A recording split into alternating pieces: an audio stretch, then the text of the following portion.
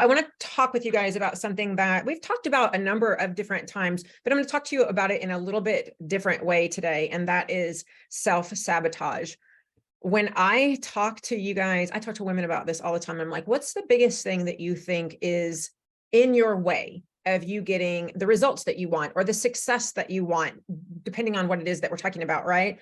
And so often what I hear from them is, it's me. Like I'm the one who is, and I'm standing in my own way. And so it's really easy for us to recognize that we self-sabotage. It's real easy for us to recognize that we're the problem. We're the one who gets in our own way. The problem is it's not so simple to see how to correct that, to see how to get out of it. All right. And this self-sabotage, you guys know, it can look so many different ways. It can reveal itself in your life in a lot of different instances, and it can come out in a lot of different ways, right?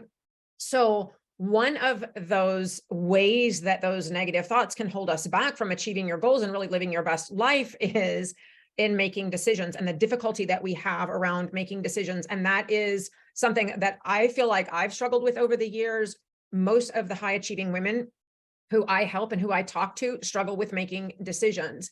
And that difficulty in making good decisions actually becomes a self-sabotaging sort of event in their lives. And it can manifest itself into really complicated, complex, and long-term implications. And sometimes those implications, those long-lasting effects, are not super easy to fix. They can be traumatic. They can impact a lot of different areas in your life. And so I'm going to talk with you today specifically about the area of decision making and how difficult that can be, and that as a type of self-sabotage. All right. So whether you're making like a big decision or a small decision, it's super common for that process to be really difficult. It can be stressful, especially when it comes to making important decisions.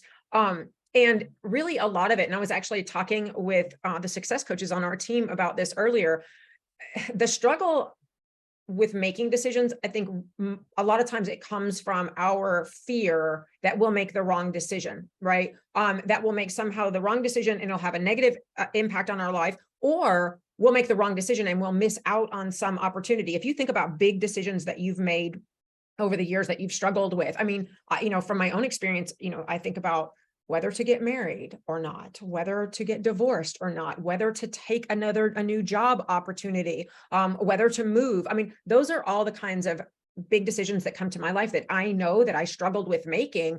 And every one of them, I can trace the difficulty back to either, that fear and doubt of making a bad choice, excuse me, or missing out on a potential opportunity. It always boils down to those couple of things. And I think that we can probably all relate to that. And so the other thing that comes up for us a lot is we belabor the process, the decision process itself. And we say things like, oh, I don't know if I'm ready. I don't know if it's the right time for me. I don't know if I should do this right now. I need to think about it. And all of those kinds of thoughts are actually deceptive and self-sabotaging in themselves, because taking more time or thinking that you have to be ready to make a decision is really not most often the best approach. Actually, while it's important to consider the options in making a decision, I mean, when you're thinking about taking a new job or not, or you're deciding if you should end a relationship, I mean, you need to carefully consider the options and the consequences of that decision, right? But what I find more often happens is we know the right thing to do and we take too much time to make the decision. And that in itself creates decision fatigue. It creates anxiety. And when I talk about decision fatigue, I mean, it actually creates a cycle where, have you ever felt like, I've just made too many decisions today, I can't make another one, right? The fatigue that comes from the anxiety that comes from the process that you have to go through mentally to make a decision can actually create such a vicious cycle. If we allow ourselves to stay stuck in that space of thinking about it, it can actually make future decisions even more difficult, because there's an art and a skill to making decisions, and you can learn to make them more effectively and quicker, even huge ones, in a way that moves your life forward. And one of the things that you need to do to get to that space is you need to recognize that time is not a factor most often in making these kinds of decisions and making them effectively. what is at play and what is more important is getting the information you need to make the decision in a really confident and informed way. You need to gather the relevant information so that you can quickly weigh those pros and cons, the consequences, if you will, the opportunities, if you will, and make a choice that really aligns with your goals, with your values, with your beliefs. And we can teach ourselves to do that in a much more effective and quicker way than what we've typically done in agonizing over it and thinking about it, which again is a form of self-sabotage. So ultimately, making good decisions in a timely manner is a skill that you can develop with practice, and learning to balance the need for information with the need to take action and with what quickness you need to take that action can help you to overcome this struggle of making decisions. And so, yeah, you need to make carefully considered decisions, but you can do that with a structured approach so you can do it a lot faster, which will stop you from that cycle of self-sabotage. So I want to give you my 5+2 process for making decisions. The first step is you've got to clarify the decision. Oftentimes we start thinking about something to the point that we don't even keep clear in front of us what the decision is. That's what I mean by clarifying it. I know that sounds like, well, duh, I know what I need to, I know the decision that I'm making, but you get yourself wrapped up into thoughts that you lose sight of what the actual decision is. So the first thing you've got to do is be very focused and clear about what you're deciding and what your options are in the very beginning. Leave out all the extraneous stuff. All right. Then 2, you need to be focused on collecting the information you need, gathering the relevant information about the decision. Now, notice there's a key word there, relevant information. Because oftentimes when we do get into that, I need to think about it cycle, our brain goes on all these tangents into the wheres and why fors and what ifs that then get you off on a stream of thought that has nothing to do with relevant information to this particular decision.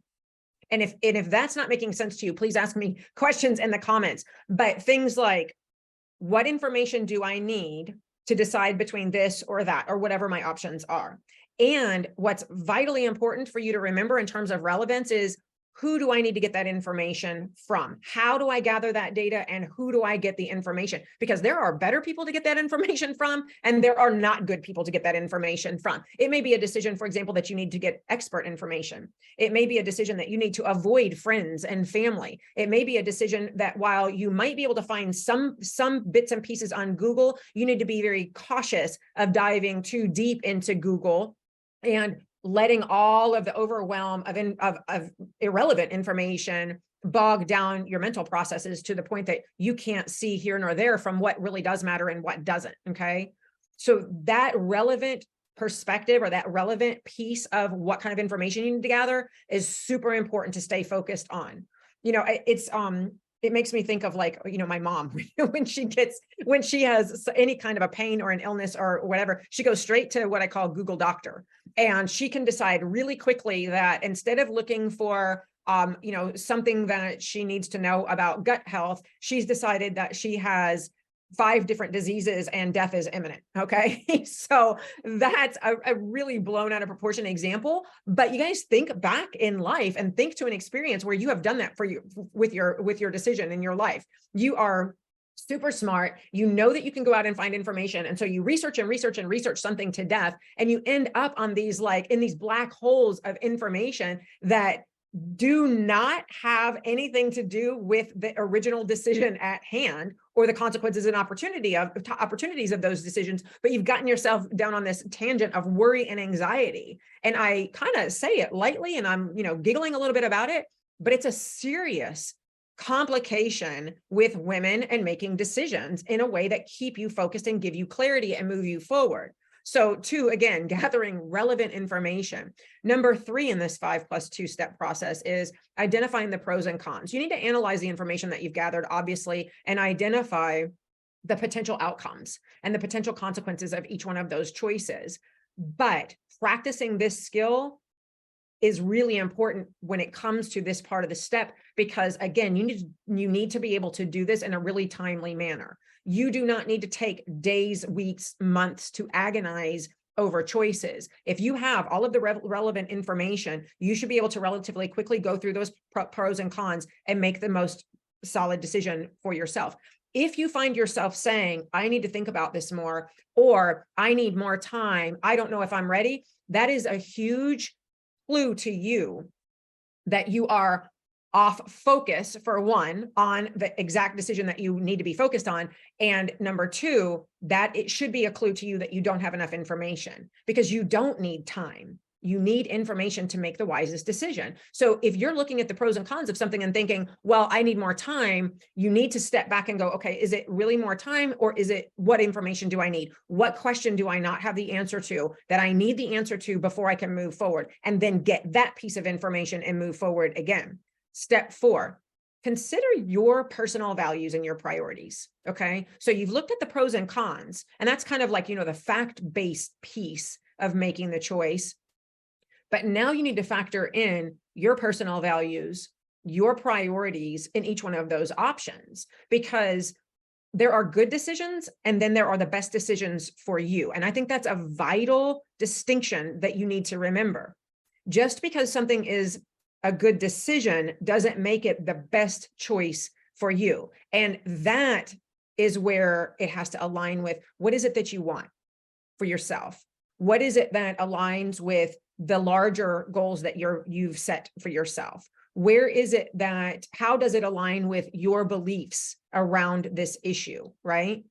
Because, for example, it may be a really good choice for you to, when you're thinking about a career advancement or a job opportunity, this opportunity may be a really great choice. And this is where you can get in trouble taking advice from friends and family members too, and having too many like talking heads in your ear, because maybe it is a great decision, but maybe when you factor in the pros and cons and then you look at your own priorities, you realize that for right now, that decision to take that job isn't in alignment with what you want in terms of what's best for your family at this moment. Maybe it's not in line with the values that you have around your professional career, around the belief system that you have for your career. A personal example of this that I can share is when I was making the choice to retire from higher education, there were a lot of people who were telling me that I was making a bad choice, that I should pursue different opportunities that were within the college structure where I was. And then I had other people telling me, oh, you should apply for this over here and you should leave that system and go on to this next step in higher education. And while those may have seemed like good choices and quote unquote, the best decision for some people, when I laid this step number 4 of considering my personal beliefs, my priorities at my life, how staying in higher education at all, especially with the system where I was, when I thought about how that fit with my core values around education, my core values that had to do with my beliefs and my ethics, I was that choice to stay in higher education, and particularly in that college, what would have been way out of alignment with my ethics and my values. And so when I talk about considering your personal values and your priorities, that's that deeper level of consideration that I'm talking about. It was not a good decision for me to stay in higher education because it didn't align with who I am and what I believe in. Step number 5 then is you make the damn decision. You have gone through getting the information, you've weighed the pros and cons, the opportunities and the consequences, you've thought it through in terms of your beliefs and your values and your priorities, what you are looking to achieve and how and when. You've done all of that careful consideration and the weighing of all of that relevant information. It's time to make the decision. Trust your instincts. Be confident in your choice. And I cannot emphasize this part of it more strongly. The successful people I know are people who go through these steps that I'm giving you 1 through 4 swiftly and logically, and they make a decision. They do not sit and belabor it. They do not second guess themselves. They do not doubt themselves. They do not, what if this, then that, and the other. They trust their instincts. They know they've gone through the components to gather what they need to gather in terms of data. They know how it aligns or misaligns with their own values, and they trust their instincts, and then they're confident in that choice. That is one of the top 3 characteristics of an extremely successful person. Now, here come the +2. Those are the 5 steps. Here are the +2. Once you make the decision, that decision doesn't mean jack unless you take the next step, and that is taking action. The implementation of your decision is vital. If you don't make a plan and follow through, and immediately, you have wasted all of that mental space, you have wasted all of that productivity, and really, in essence, you've wiped out steps 1 through 5.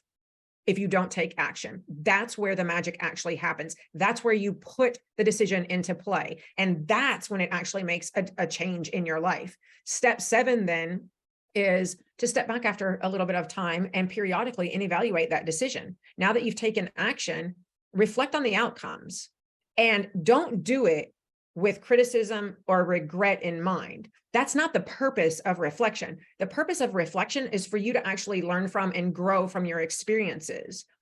You can't think about a decision in life, particularly big ones, that there weren't the good and the bad. After you made them, even though you stand by the decision as a good decision, there's still good and bad to the process. There's still ups and downs on the journey. Think about this journey with your own health and fitness. It's an absolutely best decision for you to be on this journey, but you're going to have good days and bad days. You're going to have days that were like not as positive. You're going to have days where you're like, oh, I don't think that, I made the best decision yesterday. And as a result, there's this negative consequence. So within the decision itself, even great decisions, you need to take time to reflect and learn from the ups and the downs and the experience that you're having, because every decision, when you implement it, is a journey, right? It can be longer ones and shorter ones, but there's always something that you can learn from it. There's always ways that you can improve it. And I promise you guys, if you follow these steps as I've outlined for them, you can not only make well-informed decisions and ones that align with your values, that align with your priorities, that move you forward toward your goals in a much faster way, but you can do it with so much more effectiveness that you will stop self-sabotaging and wasting all of the mental and physical anguish that goes along with that, that just pulls you back and keeps you stuck, really, by your own doing. And in effect, when you do all of those things, you're going to reach the best possible outcome that you can for yourself, and just continue with that momentum of building and building and building. And you'll really look back in 3 months, 6 months, and you'll go, wow, like, my life has changed in so many ways. And you'll be able to like put your finger on a lot of those, but some of the ways your life has changed and some of the positivity and the happiness that comes from it will feel like they're intangibles. There'll be things, you'll say things like, I don't know that I can put my finger on it, but I'm just happier. I don't know that I can put my finger on why, but I'm just so much more confident. I'm not sure why, but like, I have more energy every day. I have more zest for life. And that's really, to me, where the magic in all of this comes in. It's, yeah, I want to be able to go 1, 2, 3, A, B, C. These are the things that I have improved. But I also really relish and love that feeling of, but there's so much more good to it that I can't even describe it. I hope that was helpful. You guys pop in here and leave me comments. Tell me what your thoughts are. Ask me any questions, and make sure you tag